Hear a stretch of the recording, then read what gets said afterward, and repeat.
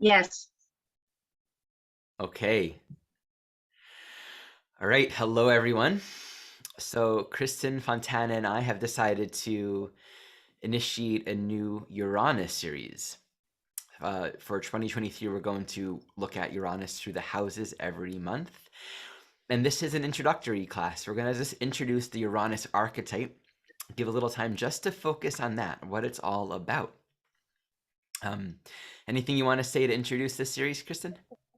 Oh, I'm just so excited to go on this journey with you, and on the heels of a very big year with Uranus and Saturn squaring each other. This is the third pass over Christmas this year, the third and final of this year.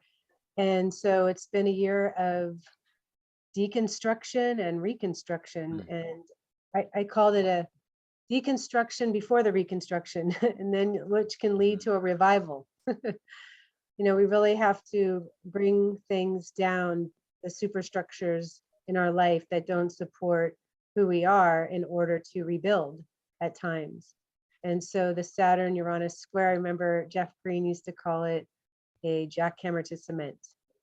And that's what it can feel like, right? Because the cement is what we know, it's our past, it's what's familiar, and nobody wants to feel insecure. And so was it the end of February, the end of June, and then really right about now, all of December, we're feeling it this year. Big And time. it's really, I think we all want to liberate ourselves from a past that does not define us. And so that's why I'm excited to go on this journey with you, and we can talk about this really electric energy in our lives. Great. Well, let's start with that maybe. Let's introduce Uranus from the perspective of what it's not. So let's relate it to Saturn. So you're saying Saturn corresponds to cement. It's what's crystallized. It's what's structured. So all consciousness is constantly being conditioned relative to the patterns that are repeated. And the conditioning that we all are susceptible to is something that we come into an environment, we're conditioned by our society, by our family, by the rules, by the constructs. And we're also conditioned by simply how we've trained our consciousness to orient. So we all have certain patterns, and the whole realm, and we could do a Saturn series some year as well, but the whole realm of conditioning on one level is really important. You have to learn how to participate in society. If you want to do certain things in this world, you need to be able to cooperate with life and thus train and discipline your mind and your patterns and your habits, your posturing, to function very specifically in a certain way. Otherwise, you won't be functional. But the issue is the Saturn archetype for most souls will simply correspond to where we are overly identified with our conditioning. So I need to be a good citizen because that defines who I am. If I make a mistake, I'm bad. Where we become overly concerned with the Saturn dimension of social approval and acceptance, doing a good job according to external standards, and where there are just so many unchecked assumptions, conditions in our mind around what life is, how it's supposed to be. This is who I am. This is what you are. This is how it goes. This is how it's always been. This is how everyone's done it for the past 30 generations. What do you mean it never can change? It shouldn't change. And so there's an extent to which our Saturnian level of consciousness accidentally, and this is true for pretty much everyone, it's a part of the awakening in becoming aware of this. It just seems to often gravitate towards a place where we define ourselves according to form, time, and space, and we forget that that's actually just like the smallest part of the iceberg, like the part that's just like sticking up a little bit, but there's like a massive, like, reality itself, and what we are and what's true is like, if the physical world is the smallest part of it, Right. and it's not even easy to call it the smallest part, because even quantified measurements itself is a Saturn thing. What's real is sort of a completely different dimension prior to or outside of or existent independent of time-space reality. So Jeff Green has often said it's some quote like, most souls are more conditioned than they realize. We're all so conditioned beyond what we realize, that we run our thoughts through life with these ideas and constructs that are basically constantly concerned with fitting in to the constructs of our time, space, physical form reality, socially, physically, government, religiously, familial, relationship, job, what's okay, what's not okay. And so much of our struggle, so much of our life journey, as we know, Saturn's a very important archetype. So like, as we're struggling with the Saturn dimension, it often feels like life is just about the struggle. So much of our human conscious existence seems to constellate around that. So in introducing Uranus, it's helpful to recognize Uranus is not that. Uranus has nothing to do with time and space and form and conditions. So when we're beginning to look into the Uranian realm, it's not something that we're going to be defining and measuring, because these are all things that are form oriented. It's not going to be something that is conditioned in time, because anything that's conditioned in time depends on time to become and, in a sense, unbecome. Uranus itself speaks to our essential individuality, the intelligence of creation itself. And I've heard it often spoken of, and I like to think of it as the mind of God, the projected intelligence of Creator, and thus the reality of creation. And understanding that, we have to think about it. You have to think about ourselves and life, not in terms of our personality, not in terms of our job, our identity, our ego construct, our local linear memories, the trends and fads of society at the time. We need to climb a mountain very, very tall. A mountain so tall that we're abiding in our soul self, the self that doesn't die, doesn't come and go. It just is. Identities, bodies come and go. Incarnation happens, but our soul, our true self, is what we are. We are always what we are. And we think about death and birth and incarnation, but it's almost like looking at what we are from the perspective of the experience it's having within time and space. From the point of view of what we are, it's just we're always what we are, manifesting time-space experience. It's like the person traveling in a car. They go from place A to place B. They have an experience, they get back in the car, they get back in a different car. From the point of view of the intelligence that is driving those cars and having the experience, there's a continuity of being. They're having an evolutionary experience. There's a journey of realization occurring within time, but their essential nature is their essential nature. It's unchanging. However, their knowledge of self might not be. So when we climb that mountain, when we're looking high above and we're sitting in that seat of a soul, we can say this is pure observation. And we can see all dimensions of our life disidentified with the immediate time, space realities that we think are everything.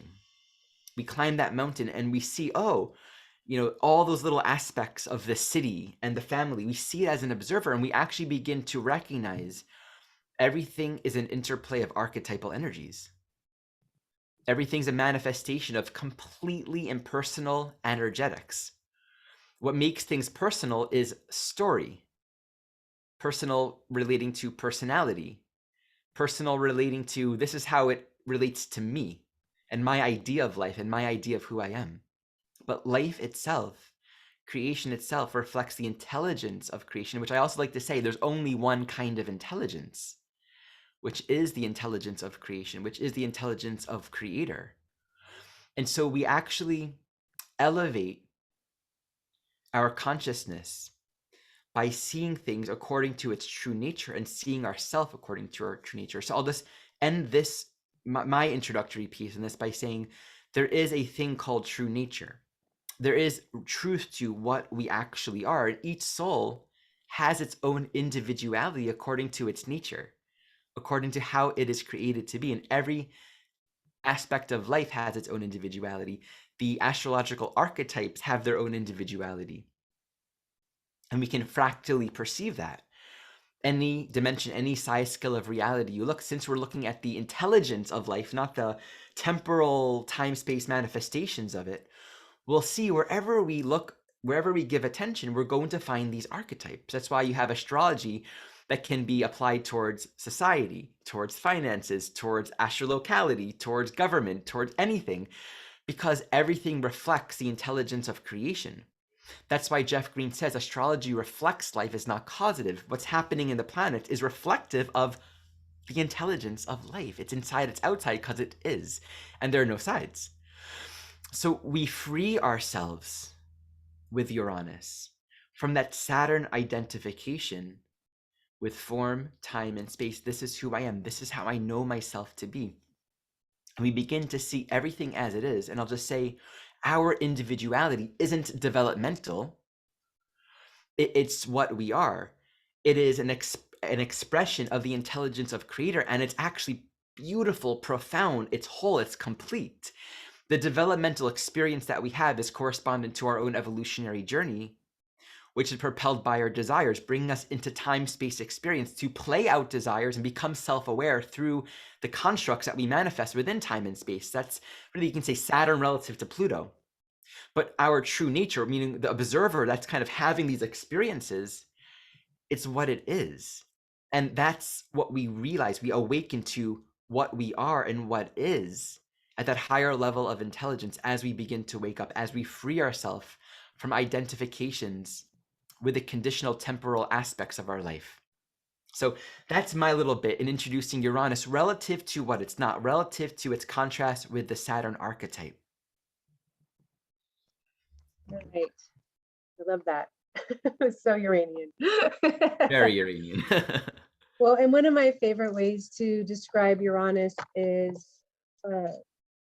it's not personal. You're right. There's this distance that we are gifted when we're under the influence of a supportive Uranus transit. Allows us to objectify our life like we're watching a movie, right? It's like you're sitting in a theater and your life is displayed on the screen and you are the director of this film, you're the director of this piece. And when you can look at your life like you're watching a movie, you can be more objective. You can say, wow, I mean, this is the scene I want to write next. What are you doing over there? And why are you allowing this to happen over here? And or one of my favorite examples along these same lines is, you know, you're going through something really difficult and maybe you're in a relationship that's challenging, and if your best friend came to you and asked you for help, and you were, you know, you are literally trying to help your best friend as you're helping yourself in that same situation, what would you tell your best friend? That's the Uranian piece. Like it's about observing your life like your best friend's on the stage and you're trying to tell her or him, you know, or give them advice on what to do. So it creates this distance between yourself and your life. And so that Uranian influence can help you make choices without so much emotion around it. You know, it doesn't become your story all of a sudden. You're removed from it a little bit so you can make smart choices and you can understand your life like you were describing, Ari. You can understand your life as so much different than just the container or the structure of that you find yourself in, the society, the role that you're playing. You can really allow yourself to feel your fingerprint, and your fingerprint, no two souls are alike, and no two fingerprints are alike. Your fingerprint is what makes you you. Nobody else is like you.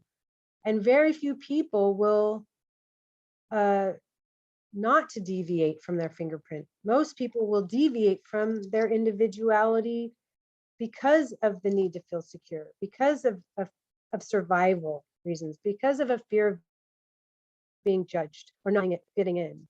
But ultimately, it's really, you know, if you look historically back, it's going to be about survival. I mean, the real persecutions that happened in our past, I mean, it would have come down to life and death in many instances. And I'll share this personal piece that, you know, when Jeff Green was teaching and he was able to talk to me about some lifetime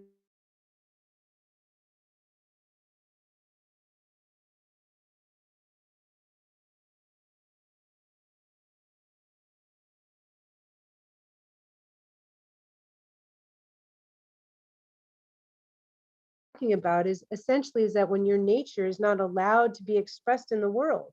Demon souls are a huge example of this. Demon souls don't walk around the world in modern society fitting in. They just want to be in nature with animals and, very few humans. And so I asked him, I said, I don't want to be that soul that keeps deviating from the fingerprint. And he said, well, you got to the point where you just said, or you got to the place where you just said, what's the point? What's the point? If you're going to, every time you try and express your individuality and you suffer because of it, like life is pain, right, Ari? Every time that the Buddha talks about this all the time, life is suffering. So if every time you're expressing yourself in some way, you're judged or persecuted, I mean, why would you come back and continue to try and do that? And so, it is very uncommon. It's very common, I should say, to conform in order to survive and in order to attempt, to have some kind of good feeling about what you're doing. There are times in our history when that would have been the case. So there's a lot of people walking around with a lot of wrapping, right? Because of the need to feel secure Saturn, repressing what is natural within them. And these transits this year with Uranus and Saturn in a square in this context, I mean, Saturn's in Aquarius ruled by that Uranus. A lot of people are experiencing enough is enough. Like, I'm out of here. I can't do this anymore, and it's uncomfortable for sure. If it's leaving a job or leaving a relationship or changing your ways, it's uncomfortable, but it is the only way back. I mean, ultimately, we're all going to be coming back to who we are. There's only one way to go, and that's there, back home to yourself. Yeah. And it really highlights that fundamentally we're all on some level suppressing our individuality, and the consequences are, like you were saying, we all have the trauma, the history, especially if it was sometime in the past 1,000 years of incarnational history on Earth. It hasn't been the best. That Uranus signature so often does speak to where there have been ramifications for being different, politically, socially, spiritually. The nature of consciousness for such a long time has been what is outside of the norm is a threat to the order, to the power, to the structure that we're trying to establish. And so there's a lot at stake, it seems, right, to the conditioned mind, really, when it comes to really being true to our own self. And so the Uranian impulse for most souls is significantly suppressed. And we can think of it like, you mentioned the idea of friendliness, and the archetype of a friend, right, is you're accepting another as they are. And so there's a capacity to offer objective feedback. Mm-hmm. And a friend recognizes, I like you the way you are. I accept you. I don't need you to change. And if you have a group of people, everyone's going to be completely different. And there's something really profound and beautiful that happens when any group of people share a shared orientation of inclusion and acceptance. It's an ecosystem where everyone thrives, because in creation itself, everything's included. All of the archetypes, all of the thoughts of God exist. Mm-hmm. Nothing's adverse to anything else. So anytime a group operates in a way of peace and inclusion, it actually reflects the way of creation, which is harmonious. I mean, yes, there are aspects, there are squares, there are inconjuncts, but it's all here. And everything is actually a part of the evolutionary cycle of growth. It's the moment we become elitist, or you don't belong, you're not included, I'm kicking you out of the treehouse. Or no, all the kids, to be cool, they got to wear this color sneakers. And we grow up with that. There's so much pressure. Uranus in our natal chart and also in transit can speak to where we are facing the pressure to conform, to fit in. And it's not a Saturn pressure to conform, because that can manifest as well. And that, relative to Saturn, might be an invitation to, unravel social conditioning and shame and things that we've learned that we can actually unravel, like, oh, I'm a man, I have to act this way. This is different. This is, if I don't fit in, I'm going to be rejected. I'm going to be outcast. I'm going to be excommunicated. I'm going to be the outsider. I'm going to be the alien. I'm going to be the other. There's a book that I really loved when I was in my early 20s, and I was or 19 or 20, and I was just questioning. I have Uranus in Sagittarius, Mhm. conjunct my sun on my south node in my third house. So a big part of my ongoing liberation is questioning my beliefs, and also liberating from the logical constructs that I formulated to explain my reality, and cultivating more of an observer mind, um, and letting go of identification with knowing, freedom from knowing. You can say even freedom from having answers and actually witnessing. So that's been a really big part of my journey. And in my early 20s, when I was questioning religion, I was reading the Torah, I was going through the Tanakh, which is, the Hebrew, and it's what the Jews it's what would be called the Old Testament, but to the Jews, that's the Bible, the Tanakh. And I was really wanting to like figure out what's true, what's God, what's, as a Jew, what's my obligation, what kind of authority do the rabbis have? And think about Uranus and Sagittarius in the third house. Uranus can easily correspond to groups of people where we're going to form community with other people that share a similar intelligence. And thus there's a sense of, oh, we all fit in with each other, right? So I just have this feeling of a group of rabbis sitting together discoursing Talmudic law and talking about, these very tedious, higher intelligent spiritual ideas that only a certain group of people could understand. Because that's the thing with Uranus. It's oftentimes elevated or evolved or different or special or its own little group, but like it might not be accessible Right. to everyone. If you're really into cryptocurrency, you're going to join a cryptocurrency Reddit page, and you're going to be into the whole like crypto and whatever cryptocurrency you're into, and it's a whole community, and you might not have anyone to talk to during Thanksgiving when you're with your grandparents and your uncles and your aunts.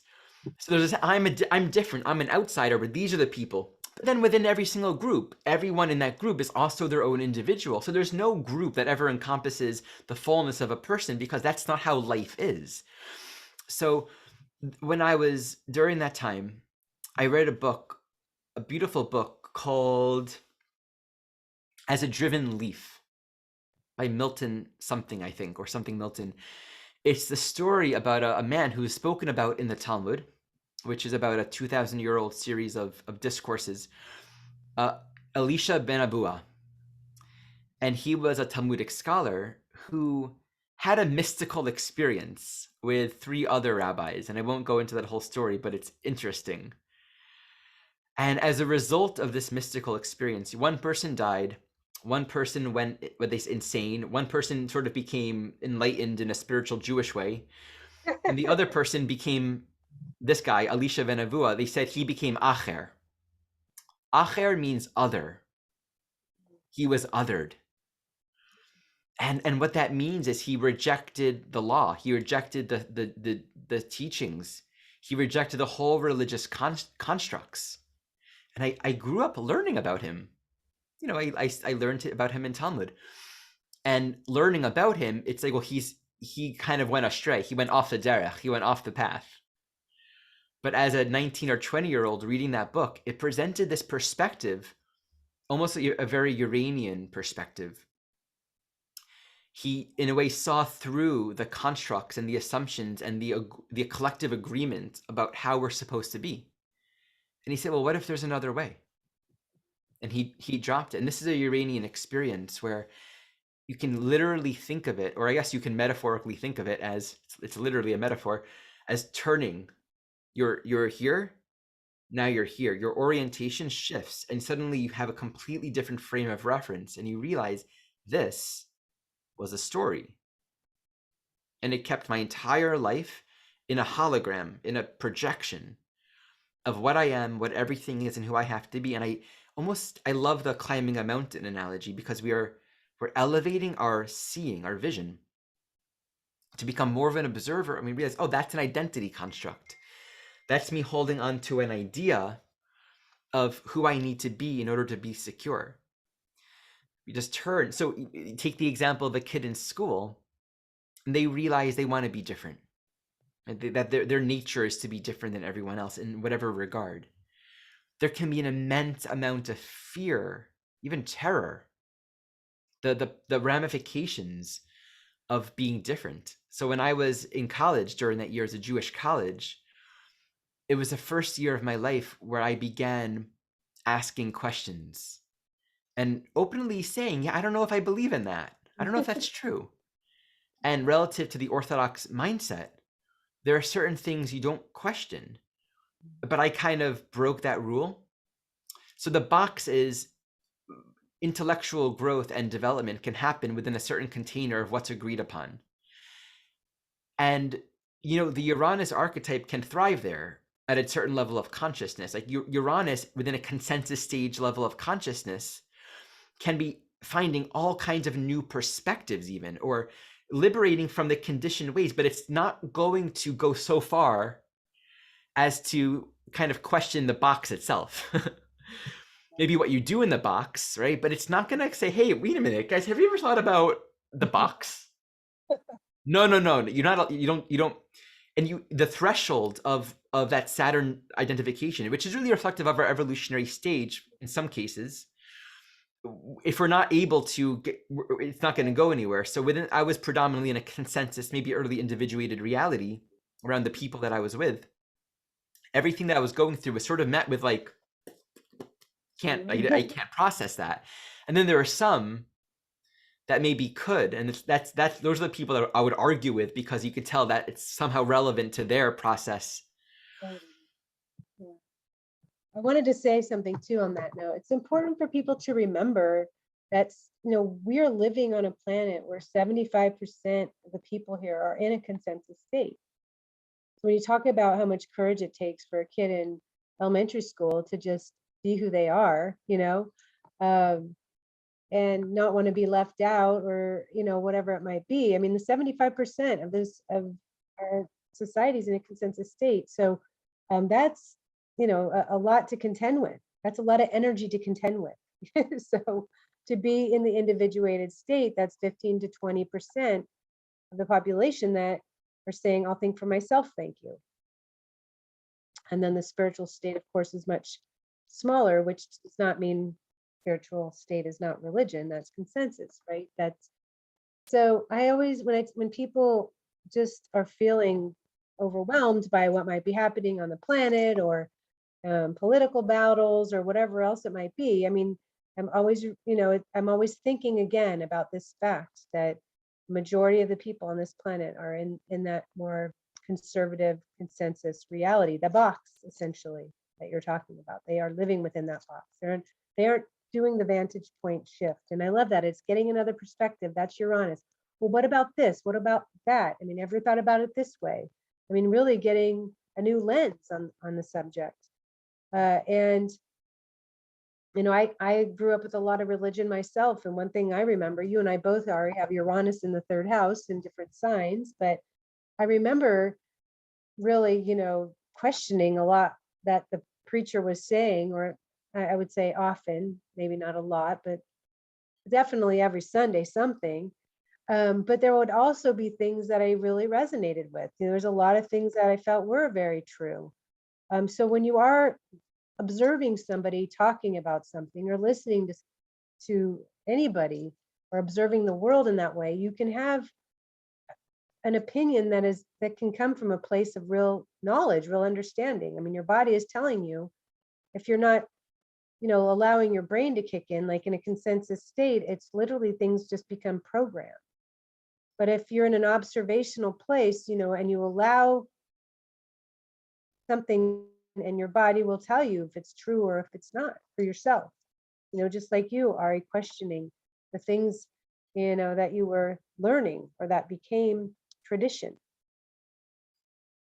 And it takes people like you in that walk of faith, perhaps, to be, everything is evolving. We all need souls to question what has become so rigid in the consciousness, what is to question what has stayed the same for so many years. There has to be souls in that individuated state that can do that have the courage to to be a group of one if necessary.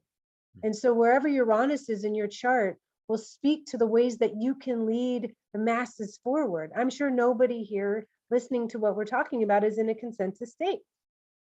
So how can we as souls, whether you're in the individuated or spiritual state, use that Uranus placement to help do the Uranian thing, which is, wake people up perhaps, or illuminate something, a truth over here, over there, because of where you are on the wheel, so to speak.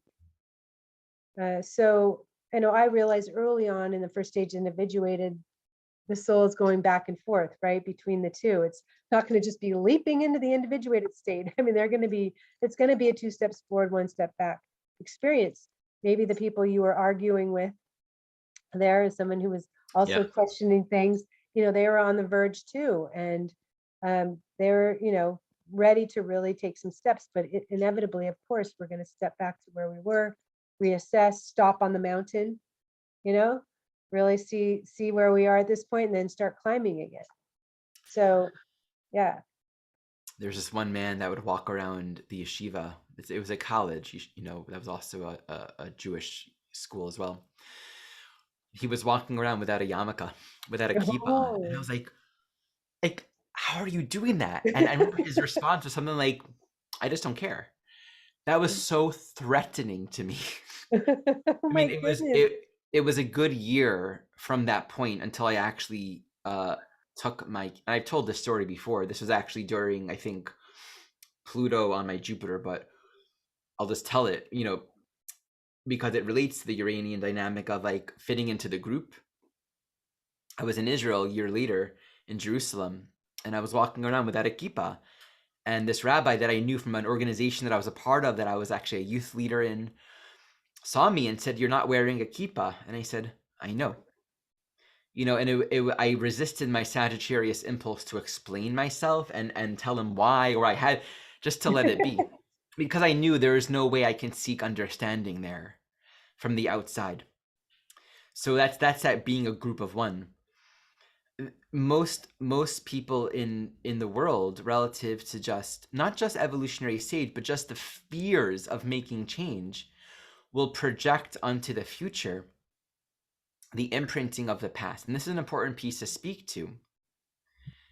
When it comes to embracing our individuality, there's a state of non-concern and detachment from the status quo, from the conditioning patterns of our life, which includes what other people think, which includes what you think, which includes your own emotions. There's a fundamental detachment from that, and an abiding as a witness, and no matter what arises there, because there's so much imprinting around rejection, exclusion, and oftentimes life. Adyashanti once shared in a teaching, he's a spiritual teacher that I really appreciate. He says something to the likes of, for many, many generations, it was kind of dangerous to wake up. I mean, you can be killed for that kind of stuff. Yeah, right. And that's not so much today, at least here in the United States or in most Western cultures. It's still there in the world for sure. But we have oftentimes just the imprinting of what it means to wake up, at whatever level we're referring to. This means, according to the conditioned mind and what we're familiar with, this means loss. This means separation. And it's important to recognize that actually awakening is only towards unification. Like all the stars in the solar system, they exist. They're together. They're unified. They're all here in one giant community. When everything is what it is, it just lands and rests naturally according to its nature. It doesn't even need to try. But we see loss, we see exclusion, we see separation according to the patterns of the past. And that can feel very scary, right? If you're looking at a relationship, if you're looking at a structure of community, of family, of job, all these ways in which we're trying to hold on to the parameters of the known, because anything else beyond that will only reflect fear. So there's oftentimes a strong anxiety and fear that will be present in the nervous system with Uranus, natally and in transit, when it comes to making a change. That just made me think of something, because I remember Jeff Green too saying that 80% of everything we do, choices that we make, are held in the subconscious. It's pulling from content that's already held in the subconscious. So maybe in your most recent past few lives, you have been trying to break free and wake up, or, be the individual that you are, express your individuality. And I know for myself that of course, for 500 years, I've been trying to come out of hiding, I think. But I know that when I left corporate America to become an astrologer, that's a very Saturn Uranus leap, right? Coming from a very religious family, that I had zero fear. The only thing I did have fear about was, how was I going to survive? How do you go from a secure financial situation to not? So that was the only fear I had. It wasn't about what would people think about me? Would I be judged? Would they think I'm crazy?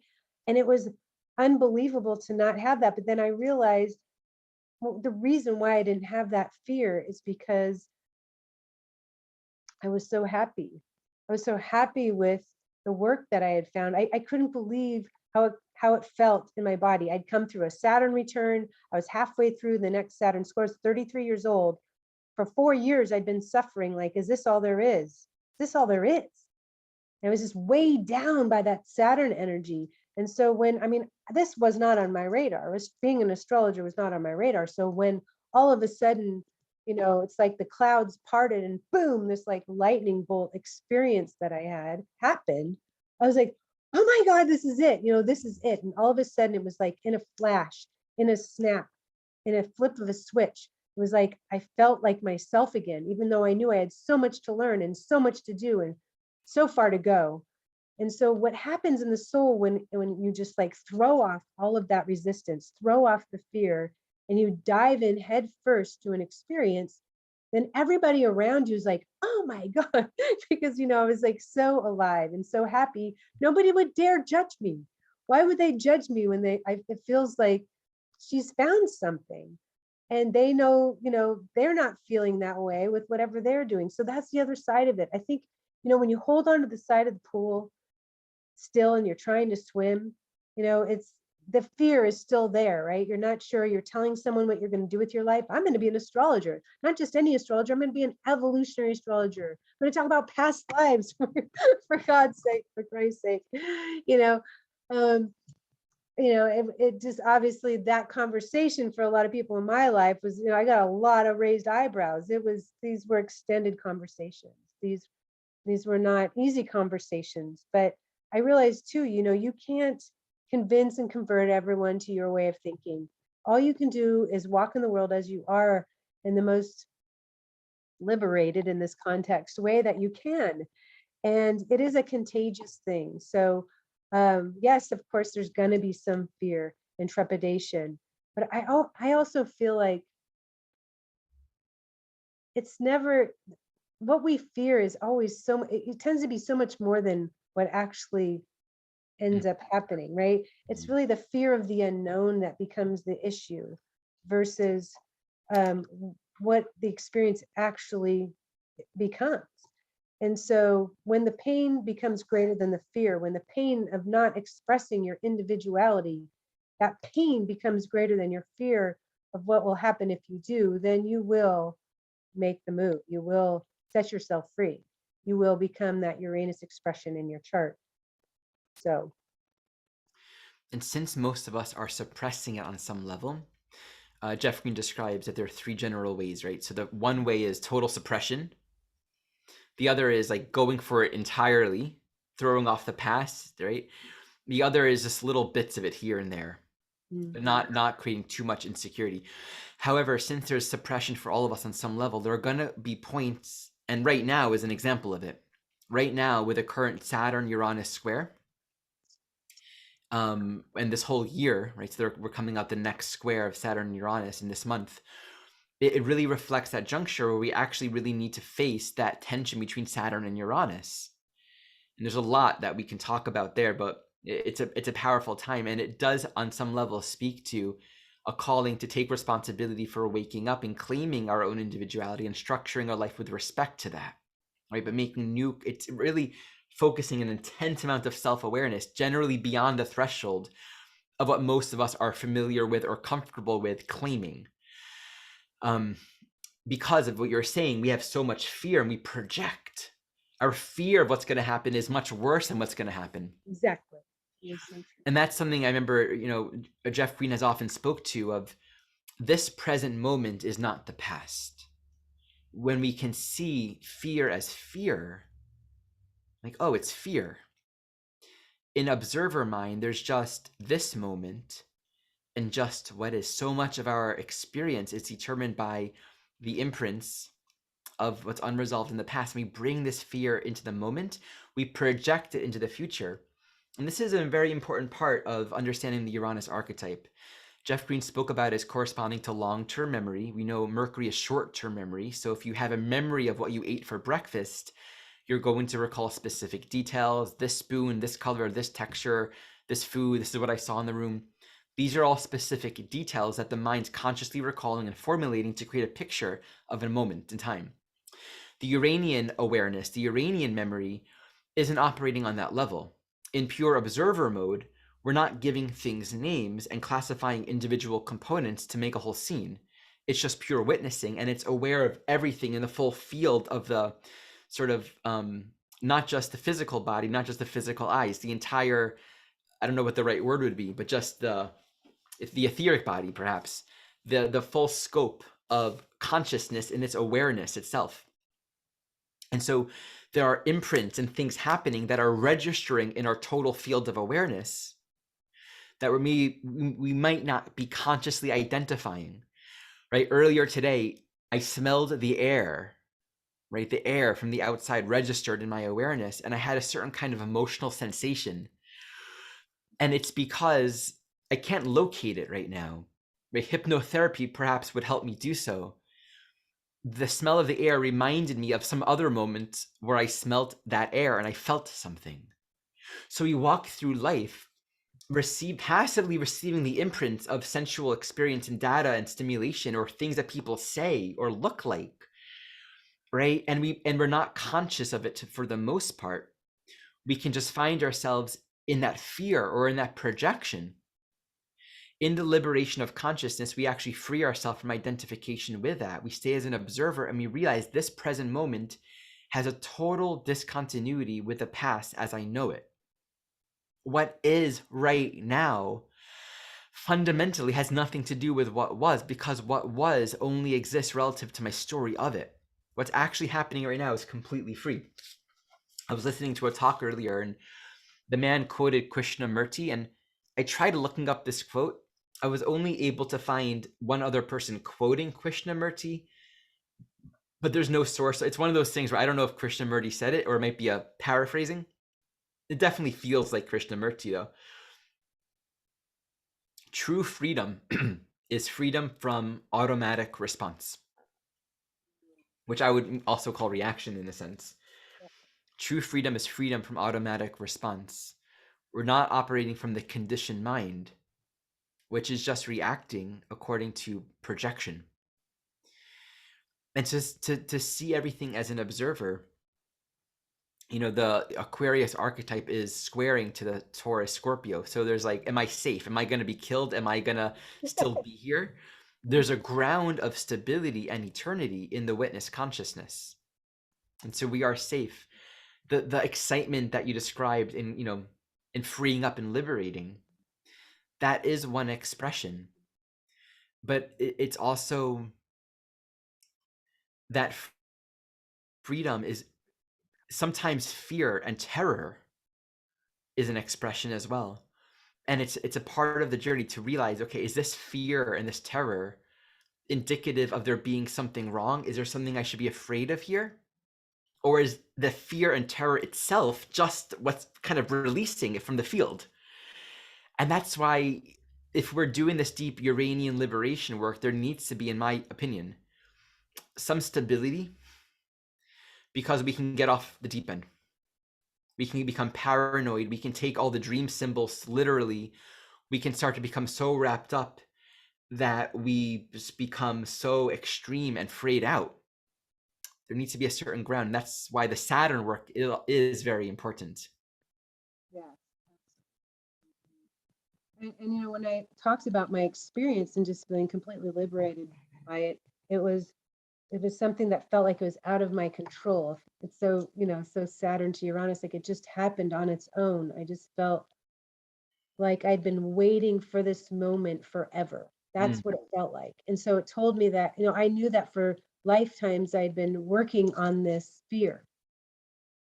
I could tell that looking back on that moment because it was so immediate, and even for 4 years in this life, I had been just grinding away at what I was feeling and exploring this and that and grad school and personality tests. I mean, I was trying everything, but I could feel in that moment that it was so much beyond this life. Like I'd come to this place that I wasn't able to cross that threshold because of my fear, because of, what I survived this. And so, what it felt like in my body, because all of our memories from all of our past lives are held in the cells of our body, which is a Uranian thing. It felt like in my body that I had tried to break out and break free, and there were, terrible consequences. That's what it felt like, and that when I looked in my life, around my life at that moment, or within my life, what I had created in my life to support me through this transition, the people, my own strength, really, then I knew that this time I would make it. There was that kind of feeling like Joseph Campbell says, as you go along the way of life and you see a great chasm, jump. It's not as wide as you think. Mm. I have the chills. It's just thinking about this passage again, because I feel like, I knew that when I was taking that leap that I would land. I wasn't going to fall in crevasse or was going to fall to my death this time. I was going to land on the other side. And that's a Uranus expression when you're standing on the edge of something and there's this distance between you and the other side of, say, Earth even. I mean, that's what it feels like when you're taking that kind of leap. You're like you're in midair. Really, you're leaving the ground. You're leaving the ground. You're leaving this earth. You're leaving your box. You're leaving it all. But it's not as wide as you think, that you trust through experience, through the Saturn experience, that this time I will land. This time I will make it. So one other thing about Uranus that is so important, because we've all had trauma in our past lives. We've had trauma in this life. We've had loss. We've all had it in varying degrees. We've all had it. And when there's trauma, the soul can become frozen. The emotional body can become arrested in that way. And, it can affect how we relate to people. We can be more detached. We can have more distance. When we get triggered emotionally, we can shut down. All sorts of things can happen when we've had trauma. That's Uranus. But, Jeff Green used to teach that we have to re-enter the fracture. We have to re-enter the fracture in order to heal it. And it's, kind of like the song, when there's a crack in everything, and that's how the light gets in. So it's the same kind of thing, that we can't just allow whatever happened to be frozen, because this needs to defrost whatever our experience was that caused the, the Uranus, and then that needs to be defrosted, and then that emotion linked with whatever trauma was created needs to evolve. We need to get all the way inside the center of whatever that was. And I have vivid memories of even this life at certain stages with this Uranus placement in my chart, third house placement. I can literally remember certain events that occurred in my life that threw me back into that fracture. And, as a young child or as a high school age girl, like all these different points. And at the time, it was just brought me to my knees in a sense. And now I know why I had to go through this or that. And it was all linked with words. someone was saying to me, that's third house Uranus. Mm. The words that someone was saying to me and how that triggered something that for me felt like a life and death situation. So it's like, I was really the opposite. Sticks and stones may break my bones, but words will never hurt me. It was the opposite for me. The words were my death. Like, that's what it felt like. So when we can look back in our life and we can recognize these points in time where we've called in events that have recreated that fracturing, that trauma, what did you do as a result of that triggering? Like, how did you respond? Did you uh, did you did you do any work around that? I mean, when you're young, you're not going to be able to do that, most likely, but you've called in certain situations to force you back into the fracture, re-entering the fracture. Yeah. There's something in the liberation that the extent to which we continue to see it all as literal means we'll continue to react to it as if it's literal. There's a personal thing happening to ourselves, and I need to protect. But it's almost as if we're pulling a tarot card and we fail to recognize the impersonalness of all the symbols on the card. And this is an important thing that Jeff Green has spoken about, where we can see archetypal dynamics, symbols, and these are dynamics that can even relate to our personal future, that which is a part of our soul program, dynamics that need to be faced in our own awakening.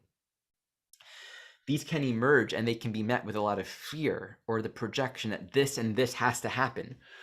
So often these dynamics are arising not because a particular path needs to be walked or certain events or circumstances have to manifest, but because the dynamics themselves need to be met and freed up. And these are often choice points. There are certain things that will just happen. There's a certain degree to which there are certain events and experiences in our life that you can't prevent it. You can't force what's not going to be, and you can't prevent what's going to be. And there is an extent to which we have these choice points to see what's arising and actually choose differently from a state of freedom, realizing that actually this is just reflecting what's inside. That all of this is a dynamic manifesting. There's no other person doing this to me. There's no future moment then where something bad's going to happen. It's pointing to what's here. And there might come a time where we'll have to face that. The extent to which we are suppressed will really bring us to these junctures along the soul journey where the future might actually feel very scary. And that's a part of the awakening experience. There's a teaching I heard from Adyashanti once. There's a man holding onto a branch by his teeth, high up in the sky.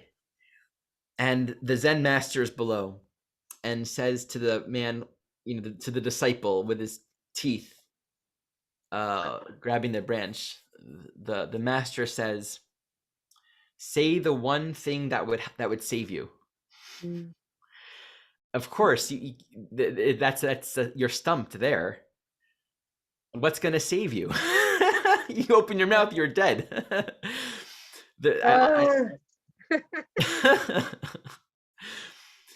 Also, there's a quote from, who is that crazy guy from Boulder? Started in Europa. Chogyam Trungpa Rinpoche. Oh my goodness! Wow. He has some really beautiful teachings out there, and it's also very Uranian. I think he was a pretty Uranian person. He says something like, this is a paraphrase: the bad news is you're falling. The good news is there's no ground to catch you. Of course, there really is a ground, because we ultimately do set up shop in the Saturn dimension, where we crystallize another reality that reflects the paradigm that we're going to be working out. So we always do come back to but as we evolve, we do learn to find a ground in the groundless, in our essential self that actually isn't a personality, isn't defined in form and time and space. We learn to be comfortable with the unknown. All right, quoting Krishnamurti, that book that Jeff Green wrote, Freedom from the Known. We learn to find stability and ground and security in the unknown, where we don't need to know. We don't need to answer it. We don't need the conditions, because what is what is. And we can rest in that, because that's creation, and we belong there. It's a completely different reference and experience of belonging. I think, one of the greatest pieces of advice I ever heard along the lines of this Saturn Uranus interface from Jeff is about, and through the transits that we're all experiencing, every one of us, is to remind us all it's an opportunity to make new choices in the face of old dynamics. Mm, It's so beautiful. simple. I mean, what have you chosen time and time again? And really, maybe it's caused you a lot of pain, or maybe in the way that you relate to somebody in a relationship. It really requires us all, in one way or another, wherever these transits are manifesting in your chart, Wow. making new choices in the face of old dynamics. Because the old dynamics are all coming up right now for everybody. We're all going to be reminded of them. Venus is in Capricorn conjunct Pluto right now. It's Mhm. about to go retrograde until the end of January. We'll have a lot to talk about in January Oh my with God, our so first much. show. And so we will include some transits to help, work with some of this. So the past is staring you in the face. I mean, we're all just steeping in it right now like a tea bag. So, and I was thinking to myself, what was happening today for me with these flashes? It's when I think of Uranus, I think of a photograph, like the flash going off on a photograph, on a camera. Sorry, someone taking a picture and the flash going off.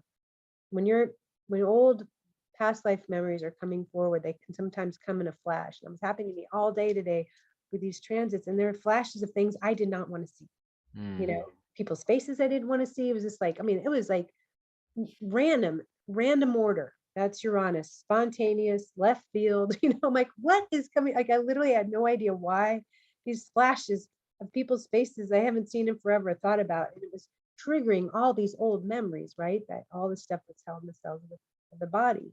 And so we do have to objectify with that flash. It's not like you said, the Mercury detail. I don't know any detail about what I saw. I just saw the whole picture, and it triggered a memory for me. 5 different memories today, like different years of my life. Uranus can work like that. And what it's trying to do, like what happens in our dreams, is help you process stuff that's still, it's like sediment that's just gotten stirred up from the past, and you're just trying to clear it out. So let it be there, look at it, stare at it, think about it. Why did this come up? What does this mean at this point? So mm. It's important not to try to take anything literally because these symbols are manifesting on an archetypal level often, and they're not meant to be like, this is actually your mother or an actual bear is going to attack you. It's like, no, the bear might have a right. sim. I mean, these sequences or patterns or dynamics can be manifesting within our field of awareness, and we don't even, you can Google something and learn, the shamanic meaning of something. There are certain symbols that just kind of manifest in the collective field. They're impersonal, but they're archetypal. That's what astrology is. That's what tarot is. That's what the I Ching is. They're archetypal, and they exist and they communicate on a language that isn't relevant. It's not conforming itself to our conditioned understanding. It's just Mhm. there, Mhm. which is why these imprints and these dynamics, actually, from a liberated awareness, everything is that. Everything, in a True. sense, is just purely archetypal. Now, are you needing to leave? I'm aware of the time. Yeah, I need to like wrap up here. Okay. Yeah. Well, there's two things we should probably just really ground and address quickly. You mentioned the piece around softening, melting, but hardened. Yeah, Defrosting. defrosting. And you were sharing earlier with me how the important teaching of the root chakra. Oh, yes, we didn't You want to talk speak about to this. that? Yeah, I do. I would love to. So, when we think about the fingerprint, it is really Pluto. Pluto is the soul, right? There's no two alike. But Uranus is your individuality within that fingerprint. And all the planets rule different chakras within us. And at the root chakra, which is at the base of the spine, there are 3 planets that rule the root. And at the very center is Pluto, hence the name root. Um, is where Pluto is and where the soul lives. And Uranus is this vibrational energy coming off of Pluto. It's your soul's vibration. That's Uranus. The third layer is Saturn, which is the protection, the container that helps us defend against something. And so that is what has kept us resisting, perhaps expressing our unique individuality in full. It's a little bit like putting a mute in a trumpet. it changes the sound. So the idea is to really unwrap those layers until that Saturn layer is quite thin. So more of your vibrational nature, more of your essence can be emitted. So Uranus is that vibration. It's the middle layer at the root chakra. And as we go through transits, Saturn and Uranus are squaring each other. There's a lot of pressure being put on your outer ring, right? The things that have become conditioned, the things that have been like rote, the things that have been auto responses, like you were talking about, Krishnamurti saying. We want to change the we don't want to have an automatic response. We want to, how did he say that again? True freedom is freedom from an automatic response. Freedom from that. So we want to be able to respond, but not automatically. We want it, or I think of reaction when I think of that, but we want to be able to just allow ourselves to be natural in the world as we are. When we repress what's natural, Jeff Green used to teach that anything you repress becomes distorted. So it comes out in a distorted way, like pushing a beach ball underwater. You're trying to control it underwater. You're not going to be able to control that beach ball for very long before it's like a beach ball of emotion, right? You're pushing that beach ball down, holding it all back, all this emotion. And how long can you really hold on to that ball before it just darts out and hits someone in the head? You control it, yeah. Causes some injury or harm. That's what happens to us when we're repressing that emotion and we're not allowing ourselves to express who we are. We get angry, we get resentful. There's conflict between people that we love, between ourselves and people that we love. And so just remembering now through this transit that you have an opportunity to get rid of that cement, some of that cement, and allow more of that middle layer, more of your vibrations. Beautiful. Beautiful. Well, I just have to just speak to this one piece, which is relative to the suppression. This can speak to points in our life where our behavior will become erratic, right? Or elements in our life will manifest that will seem to totally shock us. We traditionally hear Uranus is surprises or shocking events, but really what that speaks to is where reality is unfolding according to its nature and it's surprising relative to our suppression. And so people, you can have a partner that just walks out on you, or events that occur that are just totally shocking you, or your house burns down or whatever, or any kind of experience that can actually feel very traumatic. But it's all just chipping away at the extent to which we are identified with the form and a dimension of reality that's keeping us from ourselves. And so it might feel like our stability is being taken from us, or we don't know what's going on. But it's important to understand that with all these kinds of Uranian type experiences, it's always pointing us to our freedom. And we don't always see it because we might be so identified. And that's why it's really helpful to just practice observer, see the signals, the messages, the repeated dynamics that are manifesting within our field of awareness, and to see where the liberation is. I love that. The freedom for you with Uranus and Sag is just the freedom to speak your truth. Always, indeed. Yeah, I love that. Well, I'm excited about this series, and we're gonna go one at a time, right? Through the zodiac. Yeah. One at a time, one per month. All right, starting with Aries. So if you have Uranus in the first house, I should say, then we'll be talking about you. Yeah. In Aries. All right. Great. So what's the date? Can we share the date? Do we have a date? Oh, we're pre-recording this series.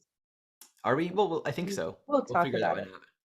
Well, anyway, it'll be available in January, early January sometime. Yeah. Great. We definitely look forward to it. This is going to be awesome. Thank you, guys. You're welcome.